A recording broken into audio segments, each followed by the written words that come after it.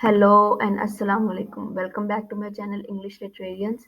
सो आज हम डिस्कस करेंगे चैप्टर 7 जिसका नाम है द सेंस ऑफ सिन, जो कि है द कॉन्क्वेस्ट ऑफ हैप्पीनेस से, जो कि लिखा है बर्टन रसल ने।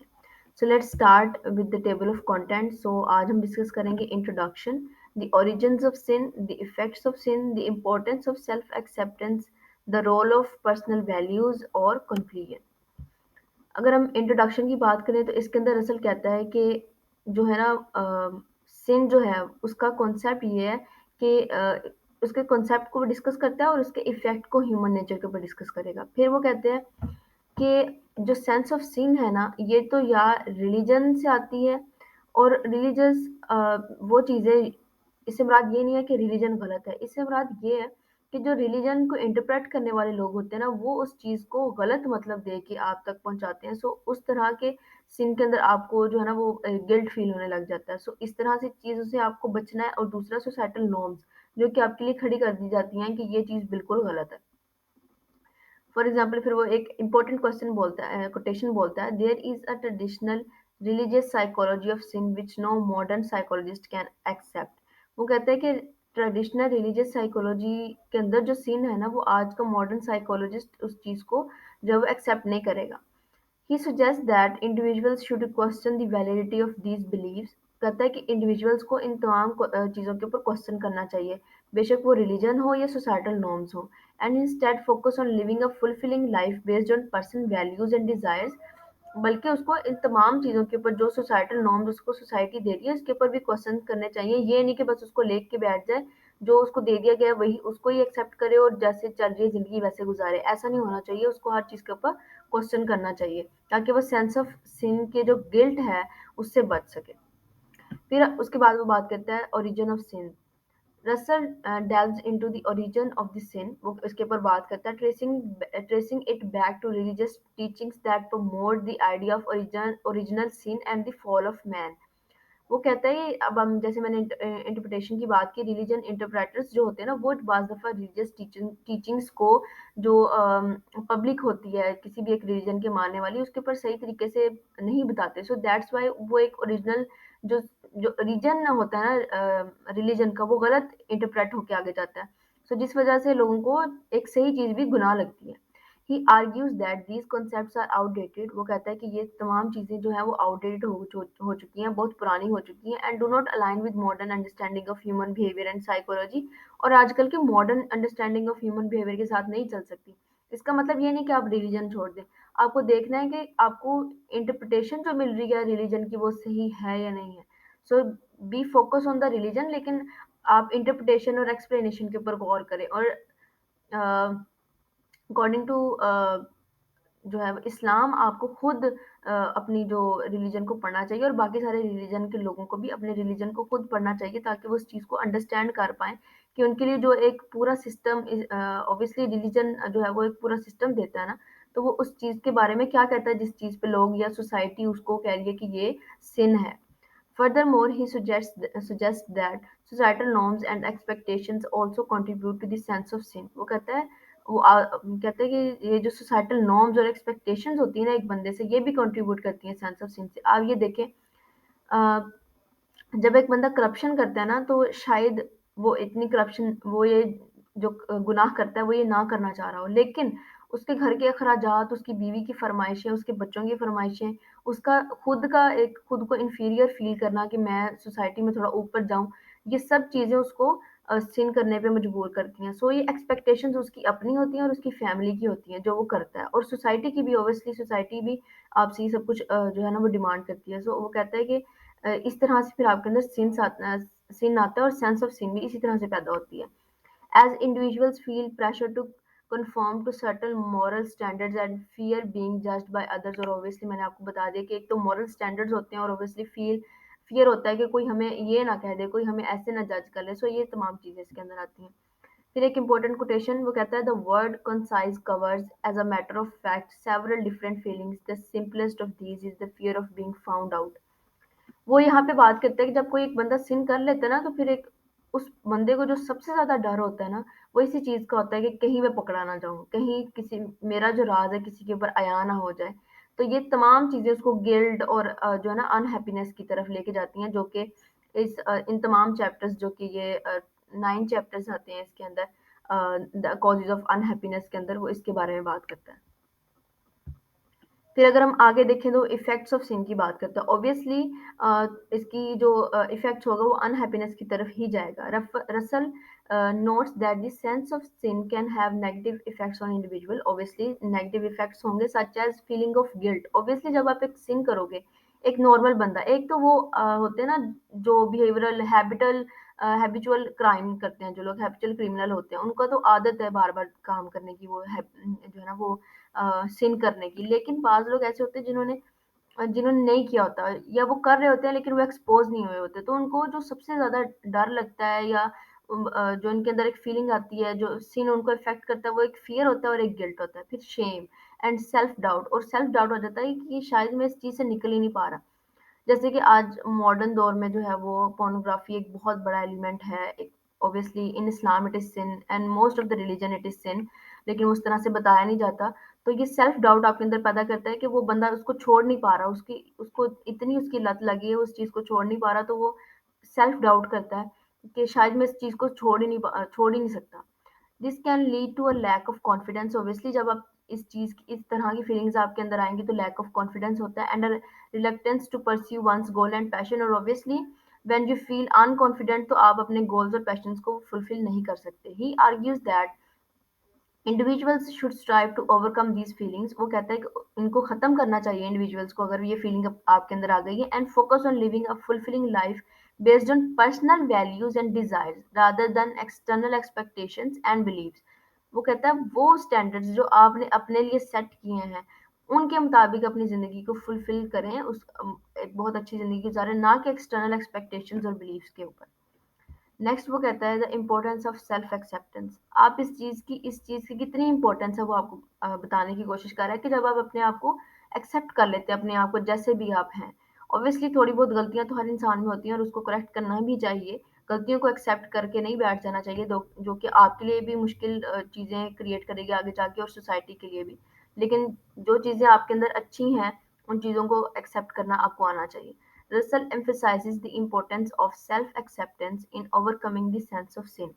वो इस चैप्टर के अंदर इम्पोर्टेंस बताता है सेल्फ एक्सेप्टेंस की और इस किस चीज़ को सेंस ऑफ सिन को कैसे ओवरकम करना उसके बारे में। He suggest that individuals should embrace their flaws and imperfections rather than trying to suppress or hide them. Obviously वो कहता है कि अब पहले तो आई थिंक सो कि जब रसल ने ये लिखा होगा ऐसे तो तब लोग जो है ना वो अपनी जो उनके अंदर फ्लॉज होंगे या इम्परफेक्शंस होगी उनको सप्रेस या हाइड करते होंगे। आजकल लोग ऐसा नहीं करते, वो जो उनके अंदर फ्लॉज होते हैं वो लोगों से ये उम्मीद रखते हैं कि वो उन चीज उस उनके उन फ्लॉज इम्परफेक्शंस को भी जो है ना वो अप्रिशिएट करें। फॉर एग्जांपल लोग जो होते हैं जो थोड़े से मोटे होते हैं, आप बाज़ लोग ऐसे होते हैं जो कोशिश करते हैं कि हम कम हो जाएँ, ऑब्वियसली बहुत सारी बीमारियाँ पैदा होती हैं, आप उस एक्टिवनेस से काम नहीं कर पाते अगर आप मोटे होते हो, और बीमारियाँ जो आपको लगती हैं शुगर, ब्लड प्रेशर, इन तमाम बीमारियों की जो जड़ है वो मोटापा है। सो लोग उसको अब कम करने की बजाय ये कहते हैं कि ये बॉडी शेमिंग है। ऑब्वियसली बॉडी शेमिंग नहीं करनी चाहिए, लेकिन अगर कोई आपको कह रहा है एक प्रॉपर अंदाज के अंदर, एक स्टैंडर्ड तरीके से, आपका दिल ना दुखाते हुए कि आपको अपना वज़न कम करना चाहिए, सो इसका मतलब ये नहीं है कि वो आपको तंग कर रहा है या आपका मज़ाक उड़ा रहा है, बल्कि वो आपको बता रहा है कि अ, आपको इस तरह से नहीं दिखना चाहिए, या ये तमाम जो आपके ऊपर जो है ना वो बीमारियाँ लेके आएगी, ये तमाम ये चीज़ें। तो उस चीज़ को उस तरह से एक्सेप्ट करना चाहिए कि हाँ, ये फ्लॉज़ और जो इम्परफेक्शंस हैं मेरे अंदर हैं और मुझे इनको कम करना है। तो अगर आप इस चीज़ को हाइड करेंगे, सप्रेस करेंगे या इसके अंदर इसको फ्लॉन्ट करने की कोशिश करेंगे तो ऑब्वियसली आपके अंदर एक जो है ना वो अनहैप्पीनेस का एलिमेंट आता है। बाय एक्सेप्टिंग oneself fully, जब एक बंदा खुद को फुली एक्सेप्ट कर लेता है, और आप इसमें ये भी देखो कि जब आप किसी चीज़ को एक्सेप्ट करते हो ना तो आप उसको उसके फ्लॉज़ और उसके जो उसकी जो परफेक्शंस हैं उसके साथ उसको एक्सेप्ट करते हो। तो इसका मतलब ये नहीं है कि अब आपने सारी ज़िंदगी उसके साथ गुज़ार देनी है। अब आपने उसको ठीक भी करना है। आप कोई भी ऐसी डिवाइस लाइफ़ में नहीं यूज़ करते या कोई ऐसा काम नहीं करते जो जिसके साथ, या किसी ऐसी चीज़ को इस्तेमाल नहीं करना चाहते। फॉर एग्ज़ाम्पल अगर आपका हेयर स्ट्रेटनर खराब है या वो कभी चलता है कभी नहीं चलता, तो आप ऑब्वियसली उसको चेंज करना चाहोगे। आप ये नहीं कहोगे कि ये मुझे बहुत पसंद है, मैं सारी ज़िंदगी इसी के साथ गुज़ारना चाहता हूँ, ऑब्वियसली आप उसको चेंज करोगे। सो इसी तरह से ह्यूमन जो है ना वो एक मशीन है और एक मखलूक है, एक क्रिएचर है। तो उसको उसके अंदर जो फ्लॉज हैं, इम्परफेक्शन है, उसको चेंज करके उनको ठीक करना चाहिए। Individuals can cultivate a sense of inner peace and confidence. Obviously जब आप खुद को एक्सेप्ट कर लेते हैं और अपने ऊपर काम करना शुरू कर देते हैं तो आपके अंदर इनर पीस आता है और कॉन्फिडेंस भी आता है, which can lead to a more fulfilling life, जो कि आपको एक खुशी वाली जिंदगी देता है। नेक्स्ट वो बात करता है the role of personal values. Russell argues that personal values should guide one's action and decision rather than external beliefs and societal norms. अच्छा, इसके अंदर ना वो ये मैंने कोटेशन भी हाईलाइट की है कि our nominal morality has been formulated by priests and mental enslaved women's.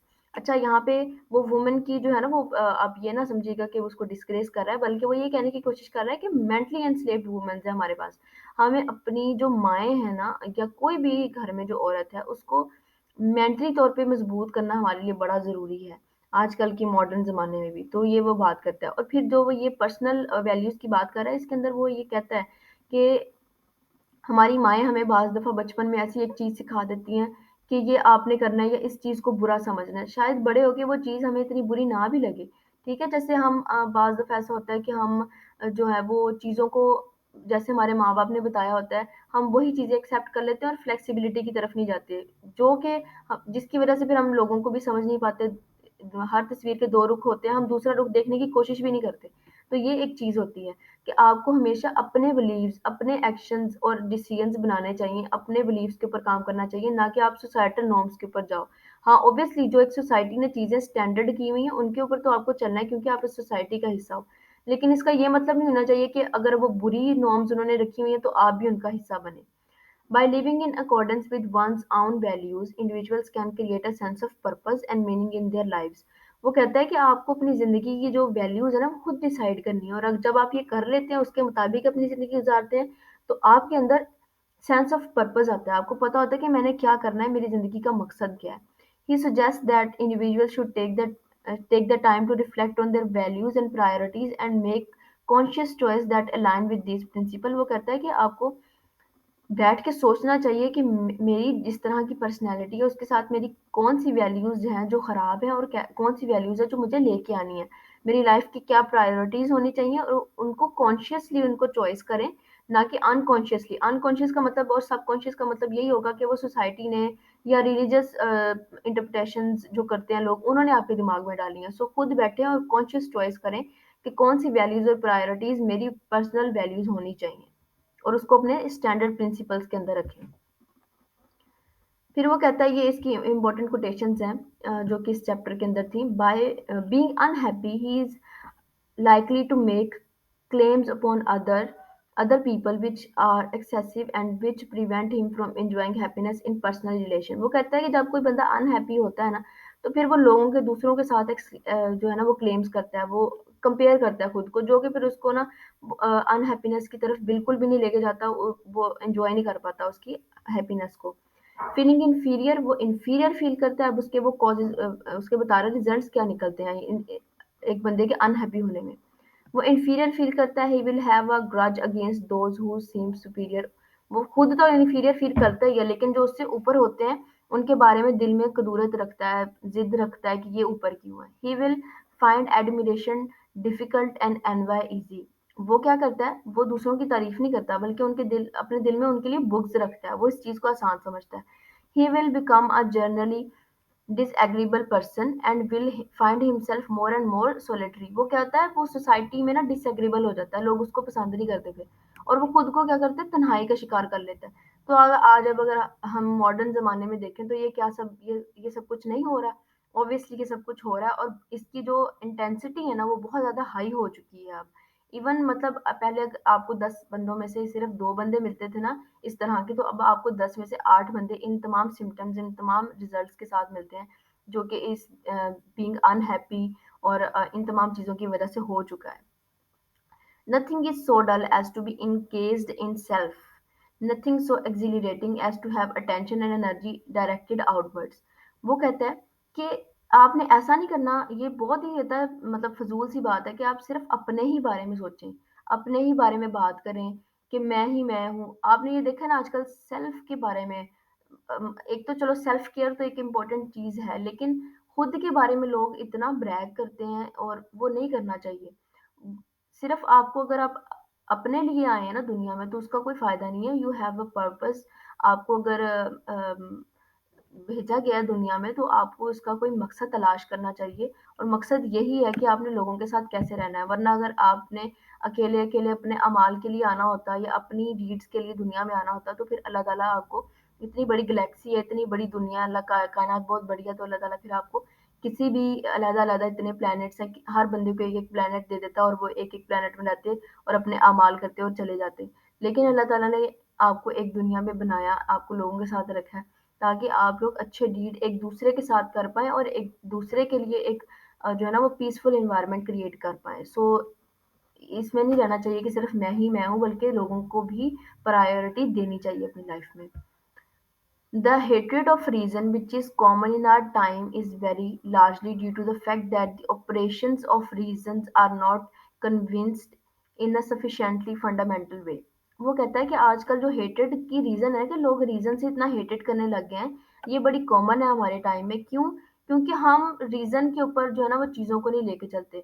हम या तो इमोशन की तरफ चले जाते हैं या फिर हम रीज़न में ही इतना डूब जाते हैं कि हम उसमें भी जो है ना वो न्यूट्रल नहीं रह पाते। अब आप देखेंगे कोई भी एक एग्जांपल ले लें आप हम जो है ना वो रीज़न यानी फैक्ट्स के ऊपर काम नहीं करते। हम कहते हैं कि हम ये कर लेंगे। अब आप कर तो लेंगे, आपने ये सोच लिया इतना बड़ा फॉर एग्ज़ाम्पल आपने कोई भी अपने लिए बहुत बड़ा गोल बना लिया। अब अगर आप उसको स्टेप्स में डिवाइड नहीं कर रहे, उसके ऊपर काम नहीं कर रहे, so how is it possible? ये रीज़न और लॉजिक बिल्कुल भी इसका मतलब सेंस नहीं बनाते कि आप कैसे कामयाब हो पाएँगे अगर आप उसको स्टेप्स में और उसके ऊपर काम नहीं कर रहे। सो अब हम इसकी कंक्लूजन की तरफ जाते हैं। In conclusion Bertrand Russell's chapter on the sense of sin offers valuable insight into the impact of religious and societal beliefs on human nature. वो कहता है कि ह्यूमन नेचर जो है ना उसके ऊपर और क्या इफेक्ट पड़ते हैं सोसाइटल और रिलीजियस बिलीव्स के, उसके ऊपर सेंस ऑफ सिन का चैप्टर पूरा बेस करता है।